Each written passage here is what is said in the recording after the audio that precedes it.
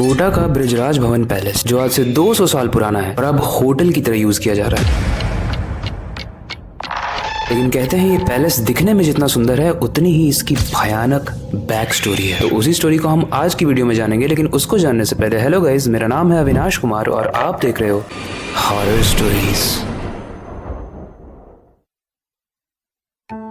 लेकिन इस पैलेस की जो स्टोरी है वो कोटा में पढ़ रहे एक स्टूडेंट जिसका नाम मनु था, उसे इसका कोई आइडिया नहीं था। मनु हिस्ट्री का स्टूडेंट था, उसे अपने प्रोजेक्ट को कंप्लीट करने के लिए 3 हिस्टोरिकल प्लेसेस की स्टडी करनी थी। मनु ने जो 2 हिस्टोरिकल प्लेसेस चुनी वो तो सेफ थी, लेकिन तीसरी प्लेस उसने चुन ली कोटा का बृजराज भवन, और ये चॉइस शायद उसकी 5th चॉइस के इक्वल था। उसने उस पैलेस में रिसर्च करने की परमिशन ली, लेकिन एक दिन पहले ही पहुंच गया अपने दोस्त सोनू के साथ। जाने से पहले मनु के दोस्तों ने उसे वार्न भी किया था कि ये हॉन्टेड पैलेस है, वहाँ रात होने से पहले वापस आ जाना। मनु और सोनू जब होटल पहुंचते हैं तो वो दिखने में तो काफी आलीशान था, लेकिन स्टोरी बहुत इंटरेस्टिंग भी थी, इसलिए वो सारी चीजों का रिसर्च करने लगे। और रिसर्च करते वक्त कब रात हो गई पता ही नहीं चला। वो होटल से निकल ही रहे थे तभी मनु को उस पैलेस के एक कमरे से हवा का झोंका फील हुआ। ऐसे में मनु वहीं रुक गया और वहाँ के बंद गेट को देखने लगा। वो काफी देर तक उस बंद गेट को ऑब्जर्व कर रहा था। उसे ऐसा लगा कि शायद इस डोर के पीछे कोई है। थोड़ी देर बाद उसे ऐसा भी फील हुआ कि इसके पीछे कोई रो रहा है। वो इतने गहरे तरीके से, इतने डीप तरीके से उस डोर को ऑब्जर्व कर रहा था, जिसमें उसने ये ध्यान ही नहीं दिया कि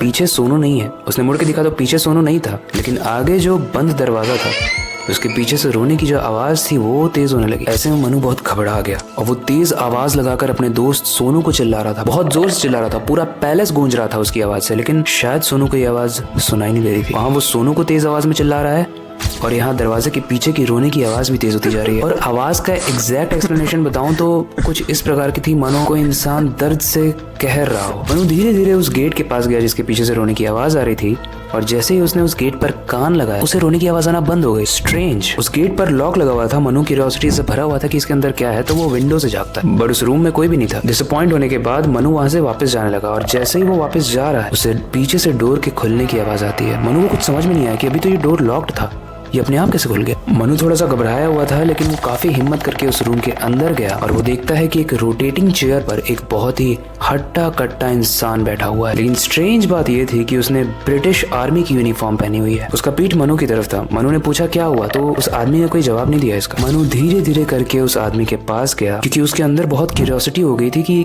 कहीं ये कोई गेम तो नहीं खेल रहा मेरे से। वो उससे क्वेश्चन पूछते हुए जैसे ही उसके कंधे पे हाथ रखता है उसका हाथ आर पार हो जाता है। और सीन यहीं पर नहीं रुका। जैसे ही मनु ने अपना हाथ चेयर पे रखा उस आदमी की गर्दन 180 डिग्री मुड़कर मनु को देखने लगी। उसकी एक आंख फटी हुई थी, दूसरी आंख से एक व्हाइट लिक्विड गिर रहा था और ऐसा लग रहा था जैसे उसका पूरा फेस सड़ चुका है, बहुत पहले से उसकी कोई लाश यहाँ पे रखी हो। वो अचानक से रोते हुए चुप हो गया और इंग्लिश में कुछ कमांड्स देने लगा, और उसी के कुछ देर बाद वो कुछ कहते हुए हंसने भी लगा। इतना अजीब दृश्य देखने के बाद कोई भी डर जाएगा, और मनु भी बहुत डर गया। वो वहां से भागने की पूरी कोशिश करता है, पूरी स्पीड से भागता है, लेकिन वो डोर जो खुला था वो लॉक्ड है। और जैसे ही मनु पीछे मुड़ता है वो देखता है कि वही ब्रिटिशर मनु के मुंह के सामने एक राइफल तान कर खड़ा है। कुछ ही सेकंड्स में रूम की लाइट फ्लिकर करने लगती है। वो ब्रिटिशर मनु के ऊपर बहुत तेज चिल्ला के शूट कर देता है। इतना सब कुछ देखने के बाद मनु को लगा कि शायद ये उसकी जिंदगी का आखिरी पल है। वो बहुत तेज से चिल्लाया और उसने आईज को क्लोज कर लिया।